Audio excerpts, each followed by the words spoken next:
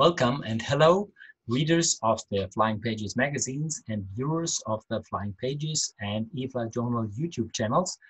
Welcome to another Aviation Garden Talk. In the time of Corona, we try to bring you the participants, manufacturers, and players of the ultralight and aviation scene back to your home. As you cannot see them at any show, at any event this year around. So, welcome. I'm Willy Tacke, the editor of Flügel magazine and eFlight Journal. And in the background, you see our latest magazine, which you see here on the left-hand side, which is the Flügel magazine, and on the right-hand side, the new directory. Both are coming out this month. And today we have for you an interesting talk on the development of ultralight in United States. With me, you have Bettina, our US correspondent of Flügel magazine and the Flying Pages papers, and Larry Mednick from Aviation. We would like to hear a little bit, how is the situation with ultralight in general and with the trikes this year in the United States? Well, Willie, thanks for having me. I've got to say this year has been full of surprises. It actually started well before the word COVID even came up, which is probably around November. We started receiving a bunch of deposits, and the year has just not stopped since all that started. I don't know what's in the water or what's going on, but we're definitely seeing like a resurgence of interest in the trike community. The phones are ringing. People are very, very interested. We have 3 full-time flight instructors here. We have not stopped all year long. It's been one student after the next, after the next, after the next. Okay, and yes, so do you know if this is only you, or do you know from either your competitors or your dealers that it's the same in other parts of the country? Yeah, I don't know as far as my competitors go. Believe it or not, I talk to them less, but some of the other aircraft that are out there, the different classes, I talk to guys that are in the aviation business. I know CGS Hawk is going crazy this year. I know Power Shoot is going crazy this year. Anything we've done in the last 10 years, this is at least triple our best year in the last decade, and that's not just us. Mm-hmm. Very interesting. Okay, so perhaps what we could start now, if you can give us a little overview, because you're quite well known in the United States, but we have a lot of viewers also around the globe. If you give a little overview on your company and on the products, and then we can go to further questions afterwards. Sure. So we started the company Evolution Aircraft in 2009, and we debuted the Revo, which is kind of what put us on the map. And then, of course, since then, we came out in 2015 with our Rev, which was the beginning of something that it was off to a slow start, believe it or not.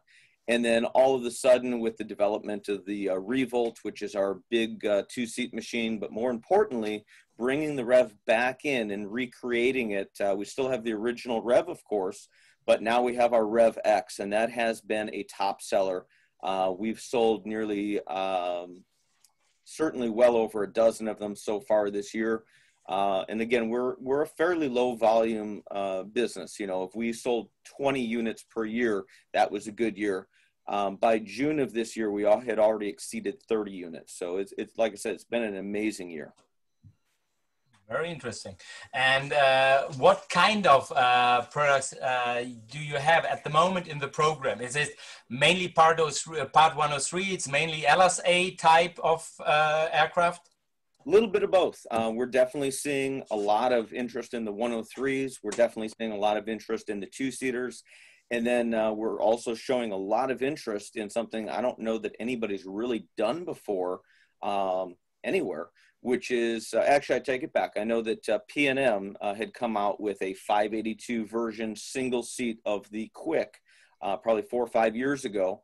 As I understand it, they only sold a couple of them. It wasn't a big hit. Well, the RevX is a single seat registered N-numbered aircraft, and that is a big hit. I think we're going to probably this year, the RevX will be our #1 product out of all of them, but they're all selling very, very well. The Revos, we had 11 used Revos on the market in the US, which is a small market, so that represents a significant percentage of them.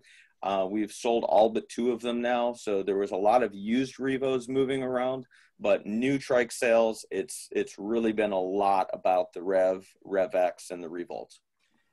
About this single seater, when you say N numbered, so it's an fully LSA, but single seat, or close. Close. We did not go through with the SLSA on it. We're offering it as a 50% kit, or for other countries that it's not a conflict, we can factory build them. So it's an EAB experimental, and there's not a lot of reason to offer an SLSA since you wouldn't use it for training, being a single seat. So we just didn't put the extra effort into that certification at this time. We may do that at a later date. At this point, you know, it's working out very well. This is how every gyroplane in the United States is certified and put together. So we just kind of followed suit on something that's been working well for the industry. Perhaps you could show us some of the trike. We discussed this before, for some short videos of different products, so that our readers also see and viewers also see how these aircraft are looking. I know it, but some of them probably not. Yeah, so the RevX basically has 3 really unique features, and let me just back up a little bit. So getting back to what hasn't really been done before, which is a single seat that is registered. It's registered because it does not fit the Part 103 class. I know in Germany they have a very similar class where the aircraft needs to be fairly lightweight. And so when you go lightweight, you do have a lot of advantages to that. But one of the disadvantages is, generally speaking, the usability of the aircraft. And so the Rev was really, really fun to fly, you know, in the early mornings and evenings when the air is very calm. But as soon as, you know, 11 o'clock in the morning would roll around and the windsock would start to blow, we were finding that we had to put away the Part 103s in general.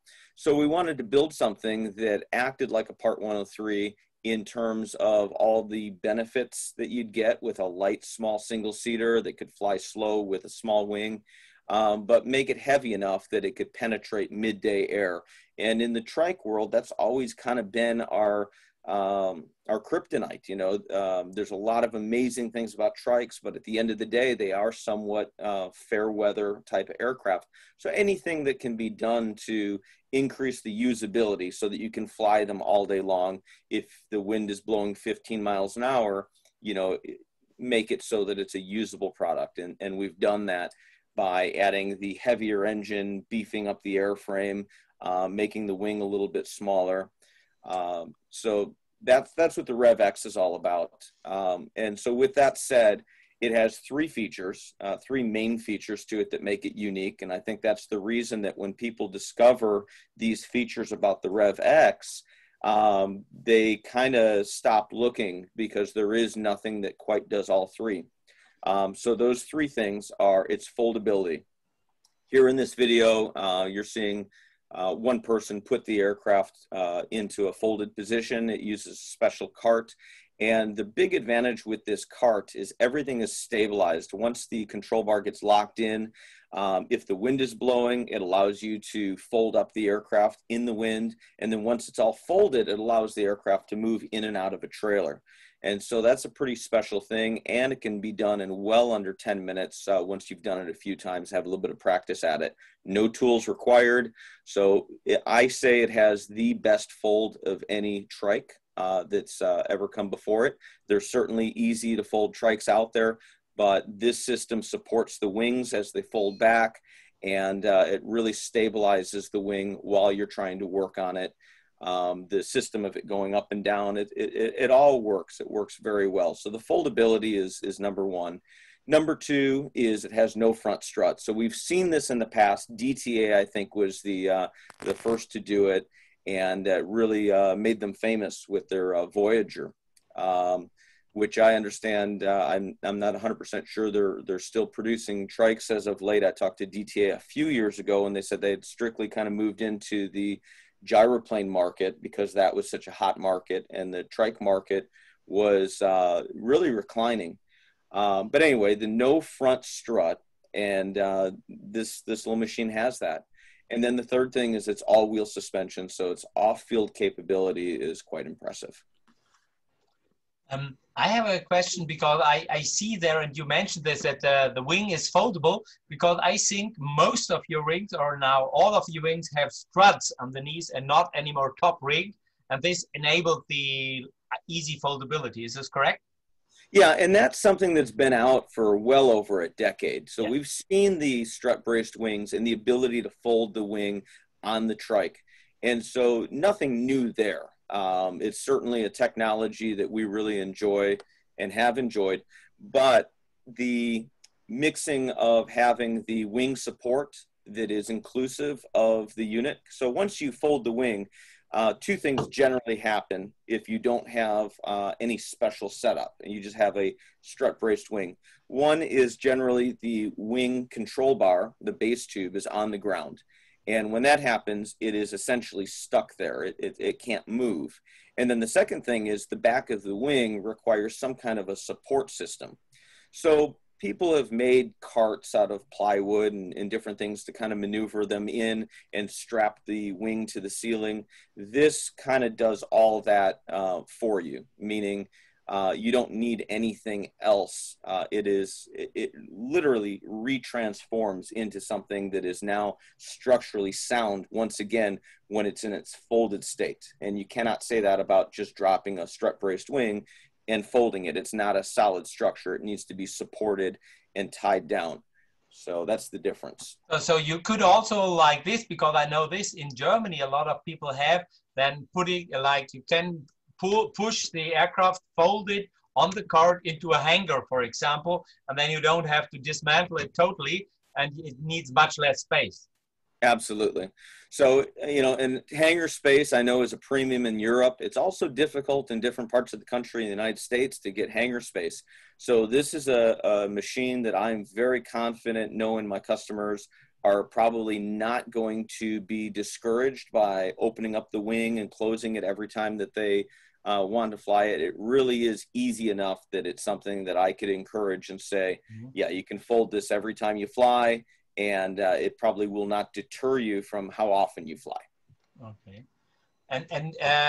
But this is especially on the RevX. So the other aircraft you have, you do not have these opportunities, like with your two-seaters. It would be more difficult. They do. Our two-seater does not have wing support. It does have a cart, but the revolt can be folded just about as quickly. We do offer a cart system. It's a little bit different, but the wing then does need to be supported in a trailer. So there are 4 straps that go to the wing. There's a certain procedure that we show how to support it properly. The Rev and the RevX, both the Ultralight and this version, like I said, the way, and you can see in the video, perhaps the dog bones, as we call them, supports the wing and is something that could be transported on an open trailer.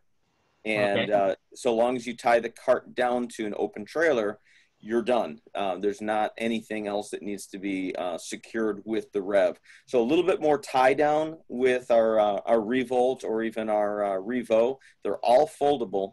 This can be done in 6 minutes. This is our fastest. Okay. Oh, wow. Would like to come back at this point. Yeah, there we see how in the hangar you can place much more aircraft than if you have the wings out unfolded. This is. I would like to come back to the fact which you mentioned before with this. So maybe we stop the video at this point and perhaps we have another look, or we can have a look at the flying afterwards, because I have one quick question on the why do you think this very special situation in a very special year happened?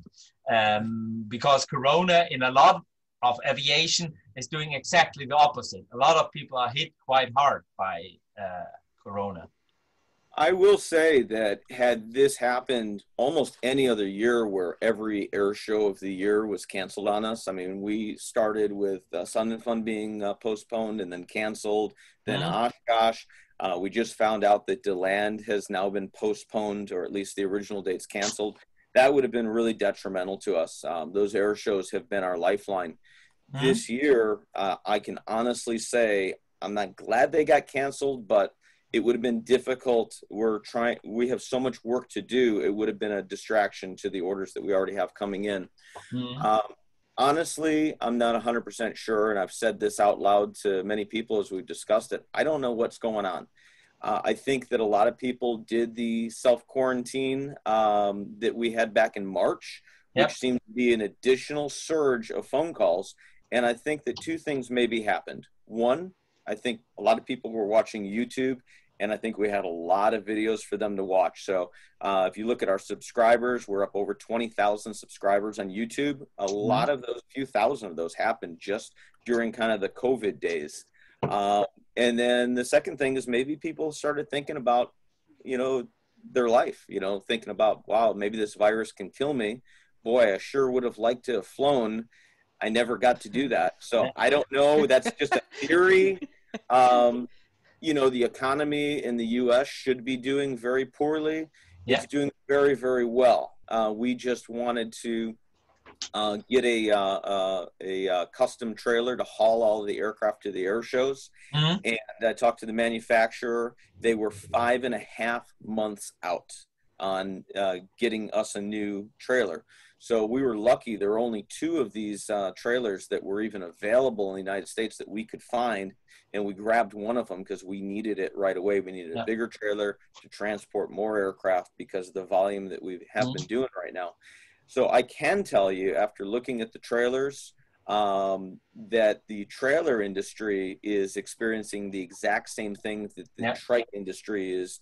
So people are spending a lot of money right now in the U.S. on luxury toys like jet skis and motorcycles, RVs, trikes. This much I know from talking to people in the industry. Yeah, I know it's a bit similar in Germany, for example, but at the beginning of the lockdown, bicycles were totally sold out, and even very luxury electric bicycles, you couldn't get some brands for quite a while. So yeah, so perhaps COVID is doing something good to us to bring us out to the air, which is definitely good for a lot of people to move outside. So if you fly or ride. What was crazy is we had like 3 or 4 used Rev Ultralights that were in stock that we were on consignment selling. And I'd say during the first week of the lockdown, all 3 or 4 of those ultralights were sold, and they were sold to people that hadn't even started taking lessons. They and they all wanted the trikes delivered to their house so they could put them in their garage. And they were all calling and getting their wings set up and showing me pictures of the Rev next to their car in their garage. And they said, as soon as this COVID thing slows down, we're going to go get lessons. But it's like they wanted to look at an airplane in their garage while they couldn't go to work. Larry, are your customers mainly coming from Florida, as you're located in Florida, or it's all over the United States? Yeah, all over the United States, very equal. Yeah, I wouldn't even say hotspots. It's been very, very random, but it's just everywhere this year. Oops, touch the button here. And the same like with your students, because you say your students also, you have a lot of students in your school. Well, we do. I mean, I'd say probably 90% of all aircraft that we sell, the people that are buying them need flight training. So it's very, very difficult. We have 3 full-time flight instructors. It's very difficult to train 30 people in a year, believe it or not. More than that gets a little bit crazy. So this weekend, for example, I personally was working with 3 individuals. Now, if you think about that, that's 3 flights in the morning, 3 flights in the evening. It gets pretty intense to the point where I'm taking a couple days off right now. I'm glad to be behind a desk just to rest my poor shoulders, because you start doing 6 hours of flight training per day. It takes a little bit of a toll on the instructor's neck and shoulders, especially as those students are getting soloed and getting into those landings. So it's been a lot of physical work, and we've on our YouTube channel, we've been trying to post a lot of the solo videos. We've even had solos now happening at the same time like double solos. We've had 2 double solos. That just gives you an idea. Normally, the odds of 2 people soloing and on the same hour would be crazy. We are training that many people that we've had 2 double solos this year. Okay, yeah. When you say solo, these are the after flight lessons when they do their first solo flight. So you had in the same time in the air 2 students who were first time flying. They're in the pattern, some of them at the same time or back to back. So I'm literally watching one student come in with the handheld radio if they need any coaching. And then as they're off, I'm watching the next student coming in behind him or her. That's good. And where do you train? In which airfield? Yeah, we're at Zephyr Hills, which is KZPH.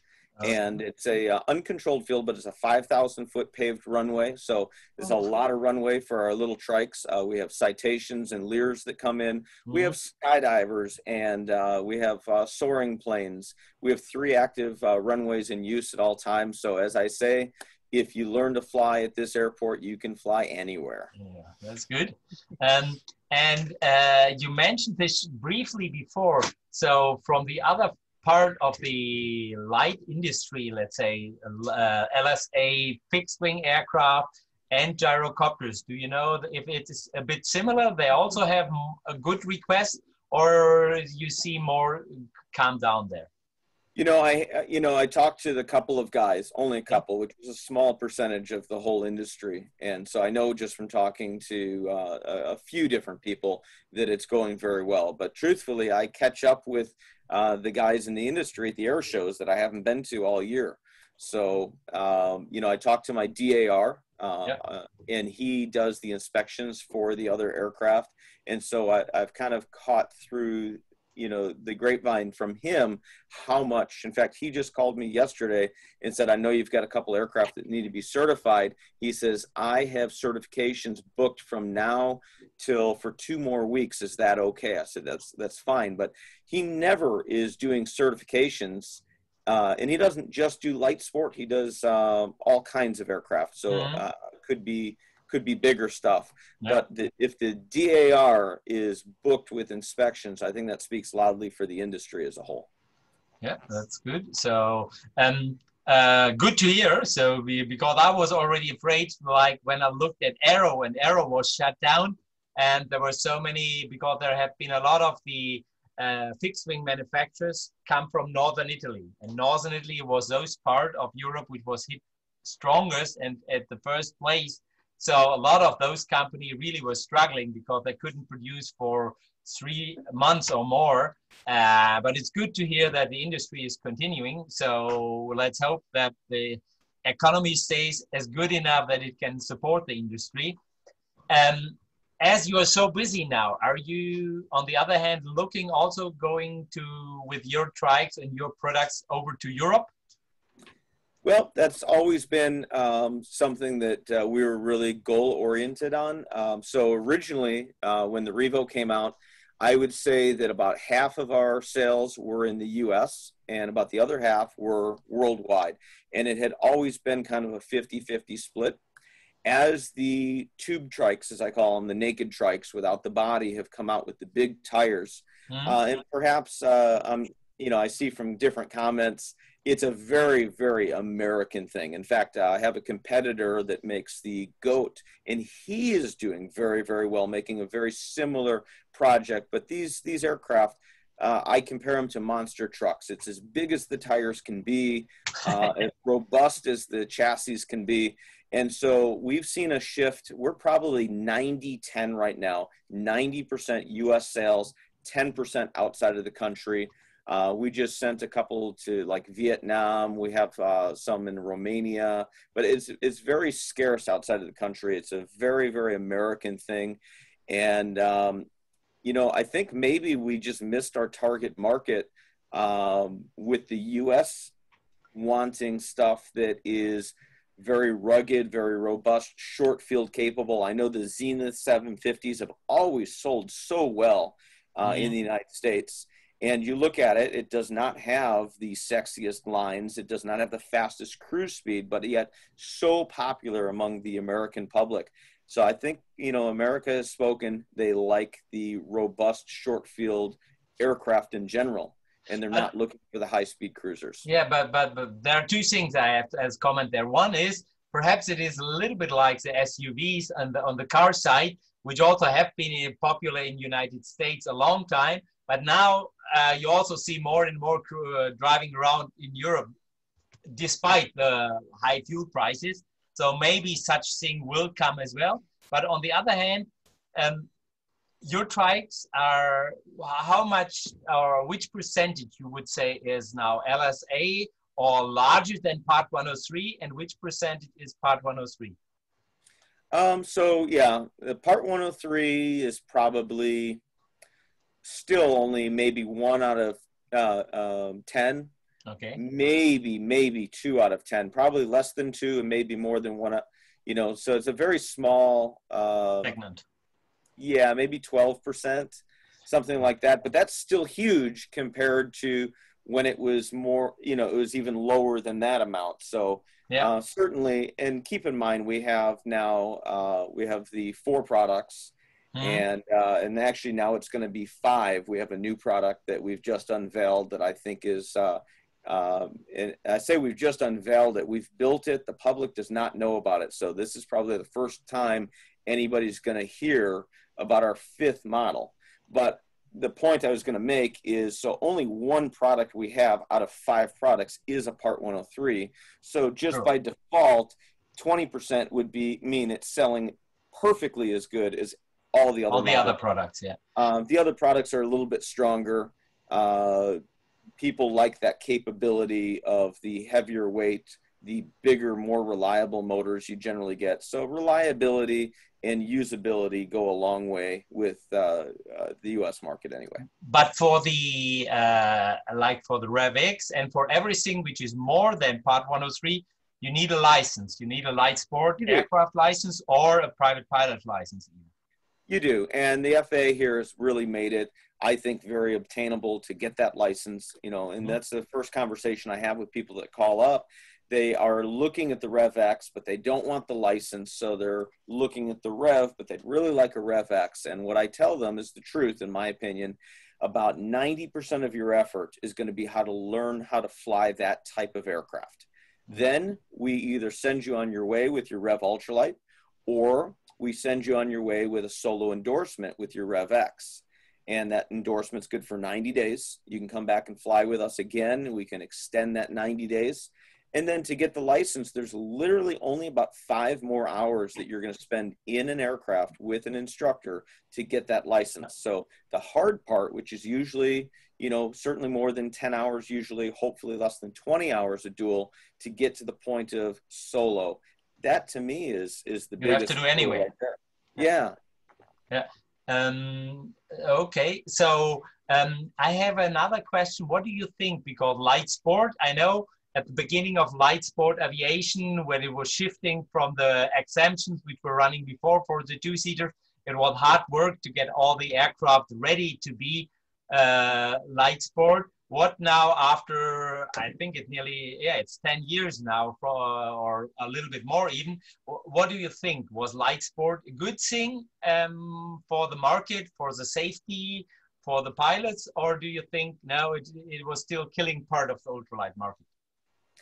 You know, we still have such a large, well, getting back to safety and what's out there, we have such a large pool of aircraft that are 20 years old, getting sold and resold and sold again.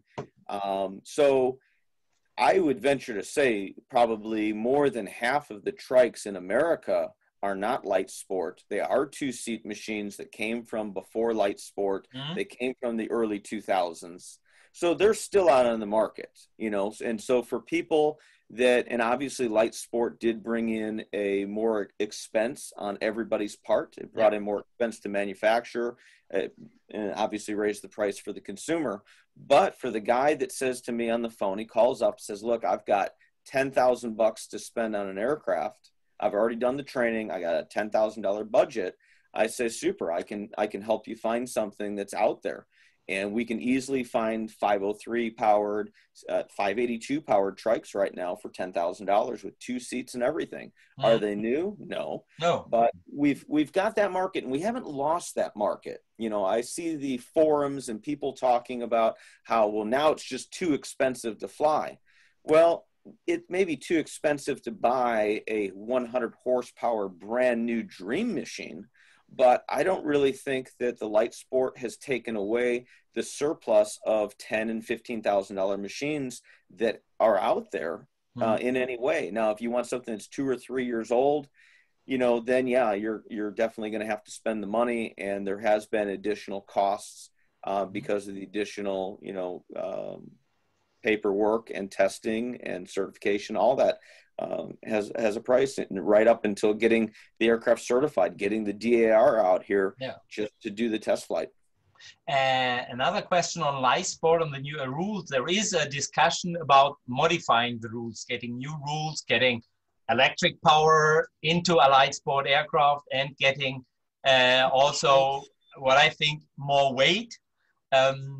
Do you think, okay, the more weight is probably mainly for the fixed wing aircraft, or would you think there will be also even more heavy trikes needed?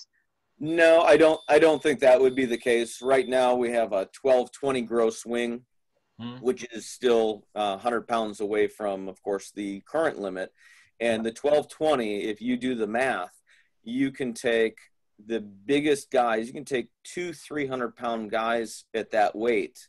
So, you know, in the aircraft, in the aircraft, it's not like it needs to be beefed up. Like, well, if we could have had a bigger weight allowance, we could have made the forks stronger. No, and that's what I'm saying. We've definitely built a very, very robust trike, both in the single-seater, the two-seater.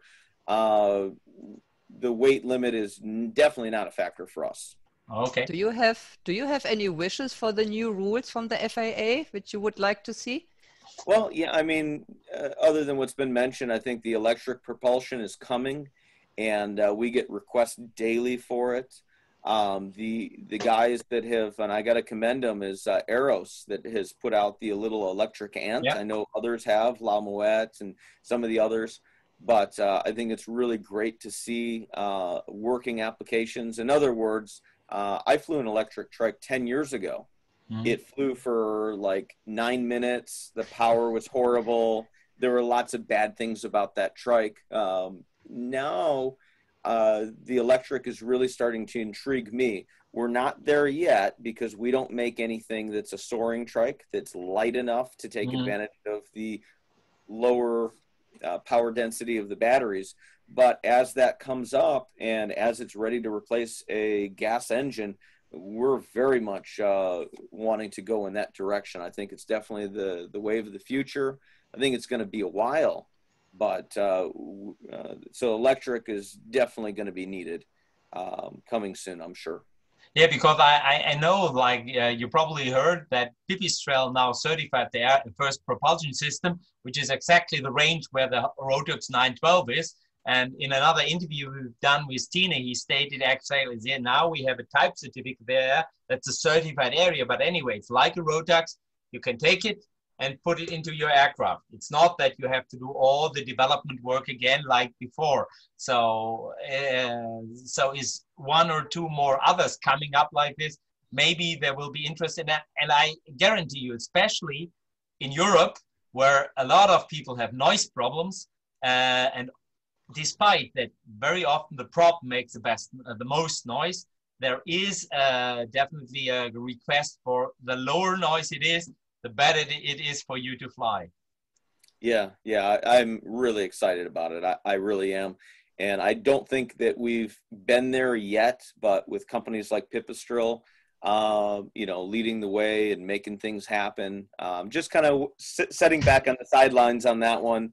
And we're going to definitely want to jump in with 2 feet, but we also don't want to be part of the bleeding edge. You know, we were the first trike manufacturer to use the 912 IS, and that IS had so many iterations and changes to it that it was a very, very expensive project right up until the 3rd modification they made to get rid of the hesitation in the engine. all of a sudden required a new cooling system to be added to all of the trikes that were out there that we had in the field with the 912 IS. And that's just one example. So the last thing that we want to do is get a bloody nose on the bleeding edge and you know, be in a situation where all the batteries are recalled in 12 months. We're going to let other companies out there figure it out this time. And we're going to just focus in on what we're doing right now. But having said that, nothing's ever good enough, and we listen to our customers. What about, you mentioned the 912 IS. I know that in other ultralights, people, they always want more power. There are always those people who want more power. There now is the 915 IS out. Have you had already requests for putting this in a trike? Maybe one or two. We're able to, and you see it a lot with the gyroplanes, because the gyroplanes do require more power. With the trikes, you know, so trikes are generally, when you get into a big, fast, heavy cruiser, they're usually 80 or 100 horsepower. We do offer a big bore kit, which we have installed at 112 horsepower, and it's unbelievable. It is all the power I could imagine anybody would ever want. Gyroplanes, on the other hand, typically come with 100 horsepower or the 914, 115 horsepower. And so they were always looking for that next step up. So I think the 915s really answered a prayer for the gyroplanes that really needed the additional performance.